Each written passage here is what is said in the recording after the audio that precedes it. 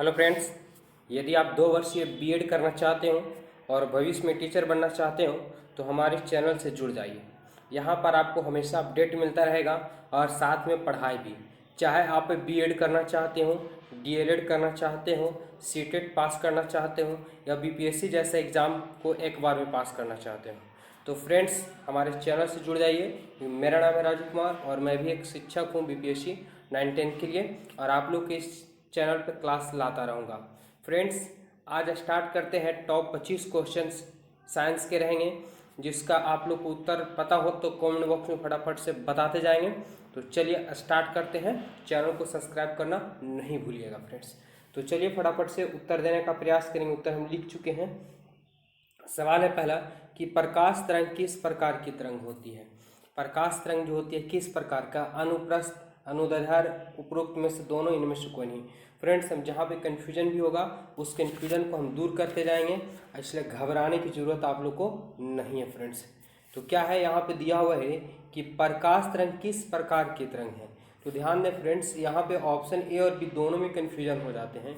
कभी कभी रहता है प्रकाश तरंग, ठीक है, और कभी रहेगा आपको, ठीक है, ध्वनि तरंग, ध्वनि। तो इसमें क्या है कि अगर ध्वनि एक जगह से निकलती है तो ध्वनि चारों दिशाओं में फैल जाती है, इसलिए अनुदैर्ध्य हो जाएगा।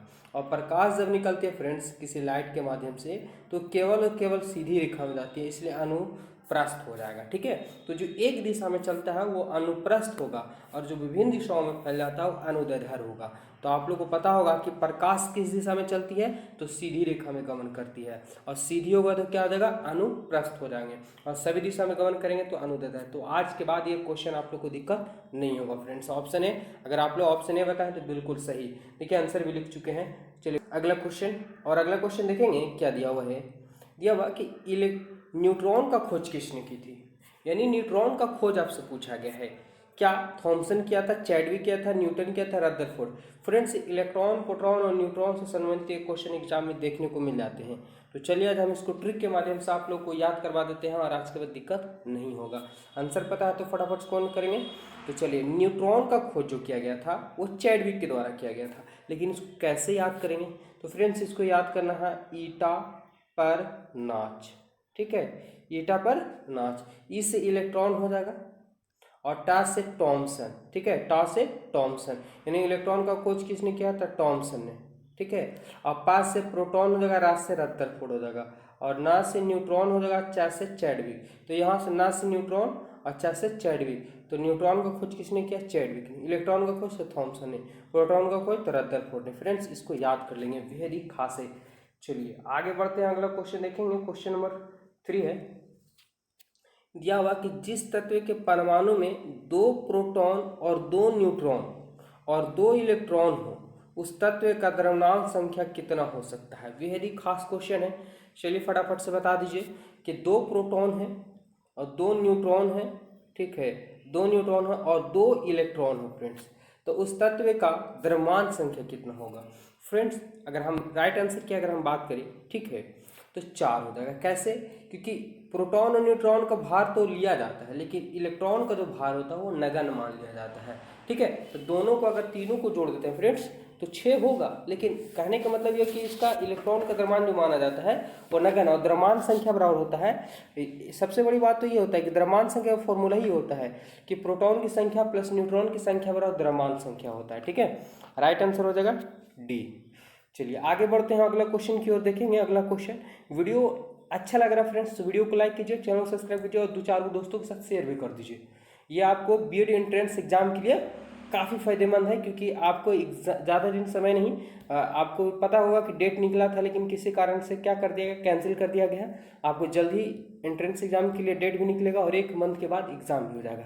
तो अगर आप चाहते हैं कि हमें अच्छा स्कूल मिले, यानी अच्छा कॉलेज मिले, गवर्नमेंट मिले, तो चैनल से जुड़ जाइए और एवरीडे क्लास शुरू कर दीजिए, समय नहीं है मेरे फ्रेंड्स। चलिए देखिए, पॉजिट्रॉन का खोज किसने की थी। पॉजिट्रॉन का खोज किसने किया था, क्या थॉमसन किया था, चैडविक किया था, एडरसन किया था, रदरफोर्ड किया था। कौन किया फ्रेंड्स, यहाँ पे दिया पॉजिट्रॉन।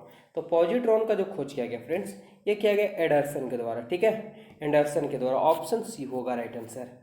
आगे देखते हैं अगला क्वेश्चन क्या दिया हुआ है। देखिए, किसी तत्व की परमाणु संख्या की संख्या है, किसी तत्व की परमाणु संख्या की संख्या, मतलब किसकी संख्या परमाणु संख्या फ्रेंड्स, 5 का राइट आंसर बताना है। तो ध्यान देंगे, नाभिक में प्रोटॉन, नाभिक में इलेक्ट्रॉन, नाभिक में न्यूट्रॉन, इनमें से कोई नहीं। तो यहाँ पे दिया किसी तत्व के परमाणु संख्या है, ठीक है, यानी किसी तत्व की परमाणु संख्या की संख्या है। तो जो प्रोटॉन की संख्या होती है वही परमाणु संख्या भी होता है फ्रेंड्स, याद रखेंगे, जो प्रोटॉन की संख्या होती है वही परमाणु संख्या भी होती है। राइट आंसर ए हो जाएगा।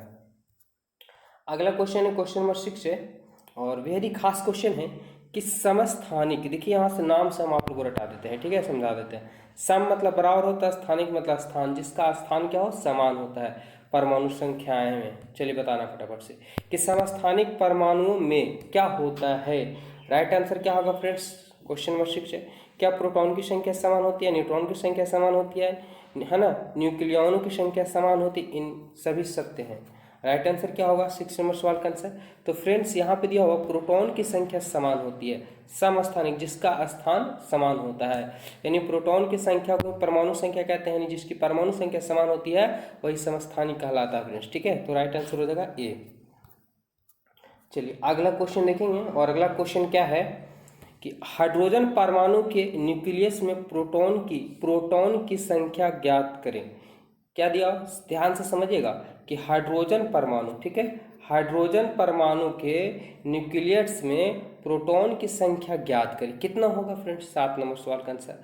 तो हाइड्रोजन का 1 होता है, ठीक है, तो इसके राइट आंसर का होगा ऑप्शन नंबर जो है डी हो जाएगा। यहाँ पे प्रोटॉन की संख्या पूछा गया था, तो जो परमाणु संख्या था वही प्रोटॉन की संख्या होता है, तो हाइड्रोजन की परमाणु संख्या 1 होगा तो प्रोटॉन की संख्या भी वही होगा, 1 ही होगा। राइट आंसर हो जाएगा डी। चलिए क्वेश्चन नंबर 8 पहुंच चुके हैं, और देखेंगे कि निम्न में अस्थायी कण है, अस्थायी कण, ठीक है, तो क्या है, इलेक्ट्रॉन है, न्यूट्रॉन है, अल्फा कण है या प्रोटॉन है, क्या होगा 8 नंबर सवाल का आंसर फ्रेंड्स। तो ध्यान देंगे न्यूट्रॉन जो होता है फ्रेंड्स, ठीक है, न्यूट्रॉन ये अस्थायी कण होते हैं, याद रखना है, अस्थायी कण होते हैं न्यूट्रॉन। क्वेश्चन नंबर 9 है, और बेहद ही खास है, प्रकाश किरण पुंज जो अत्यंत दीक्षित हो सकती है कहलाती है, क्या कहलाता है, क्या दिया हुआ कि प्रकाश किरण पुंज जो अत्यधिक दीक्षित हो कहलाती है, क्या कहलाती है, इरेजर, मेजर, लेजर या ग्रेजर कहलाता है।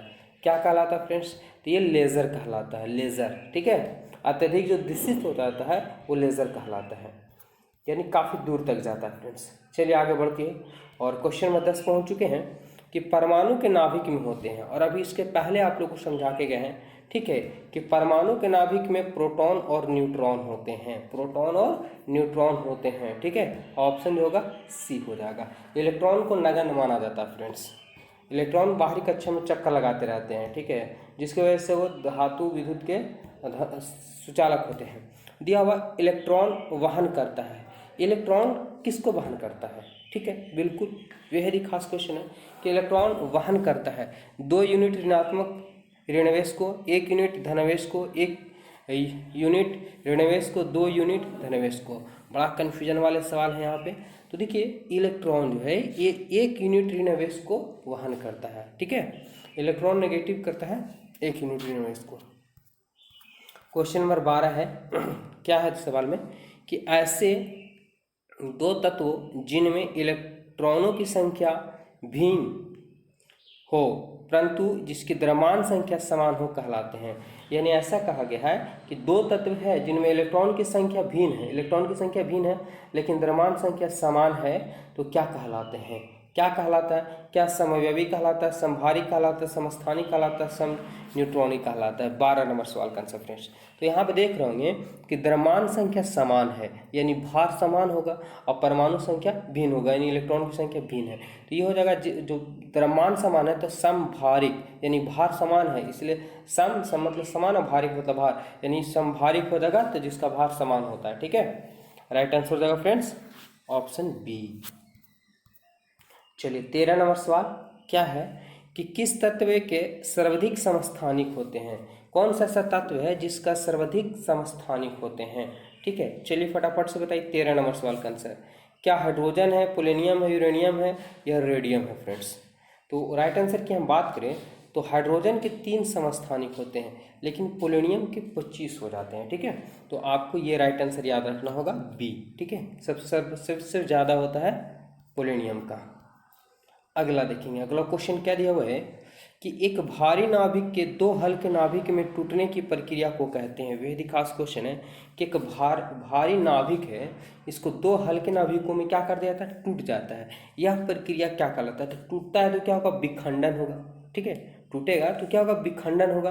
तो नाम से ही विखंडन आ रहा है। विखंडन कहीं ऑप्शन में है? बिल्कुल ऑप्शन बी में है, नाभिकीय विखंडन कहलाता है फ्रेंड्स। कि जब एक नाभिक 2 में टूटेगा तो विखंडित होगा, और जब 2 मिल करके एक बनेंगे तो संघनन, है ना, संलयन होगा। ऑप्शन बी यहाँ पर राइट आंसर हो जाएगा फ्रेंड्स।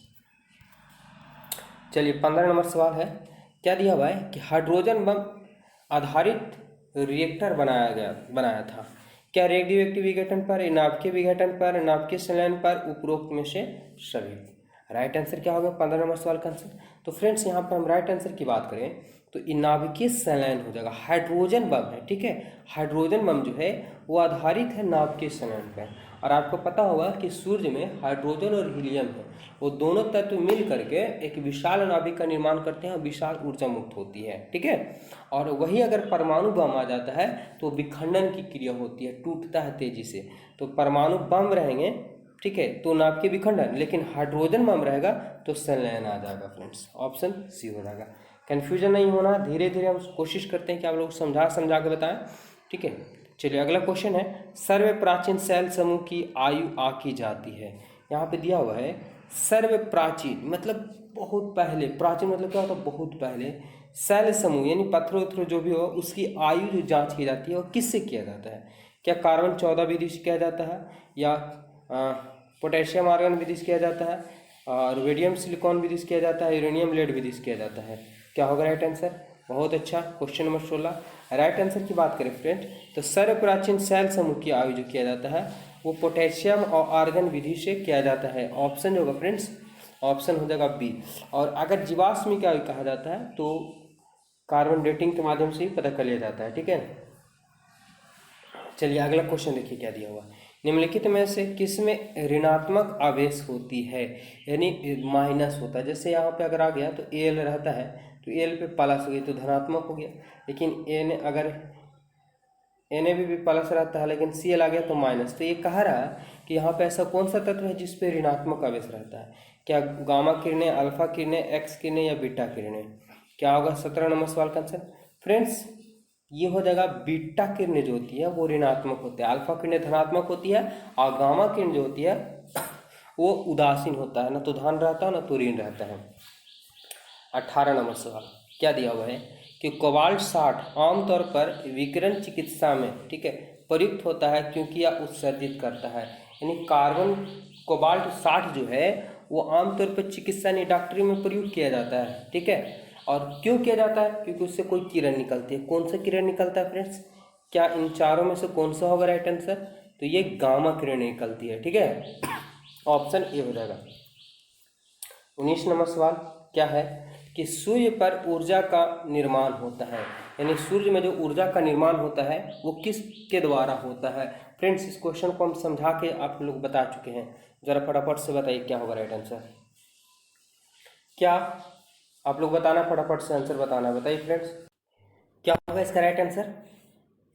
बिल्कुल, तो हम फ्रेंड्स आप लोग बता दिए थे कि संलयन होता है। ठीक है, सूर्य में हाइड्रोजन और हीलियम है और दोनों मिलने से संलयन होता है, विशाल ऊर्जा मुक्त होता है। ऑप्शन बी होगा राइट आंसर। चलिए 20 नंबर क्वेश्चन, 5 क्वेश्चन और है, 25 टॉप 25 क्वेश्चन है, वेरी इंपॉर्टेंट है जो एग्जाम में आने की संभावना है फ्रेंड्स। देखेंगे क्या दिया हुआ, परमाणु बम, ठीक है, परमाणु बम का सिद्धांत आधारित है। और अभी हम जस्ट जिस क्वेश्चन की चर्चा कर रहे थे वही क्वेश्चन आ गया। यहाँ पे था हाइड्रोजन बम था, लेकिन यहाँ पे आ गया परमाणु बम। तो परमाणु बम जो है फ्रेंड्स वो विखंडन होता है, याद रखिएगा, नाभिकीय विखंडन होता है, और हाइड्रोजन बम संलयन होता है। तो आज के बाद ये सब गलती नहीं करना है, छोटी छोटी दिया हुआ है। परमाणु बम में निम्नलिखित सिद्धांत कार्य करता है, फिर से वही क्वेश्चन रिपीटेड हो गया। ठीक है, और ये नाभिकीय विखंडन पे करता है परमाणु बम फ्रेंड्स। अगला क्वेश्चन है 22 नंबर सवाल दिया हुआ है कि परमाणु जिनमें प्रोटॉन की संख्या तो समान होती है लेकिन न्यूट्रॉन की संख्या भिन्न भिन्न होती है, क्या कहलाता है। और ये भी क्वेश्चन रिपीटेड है, जरा बताइए।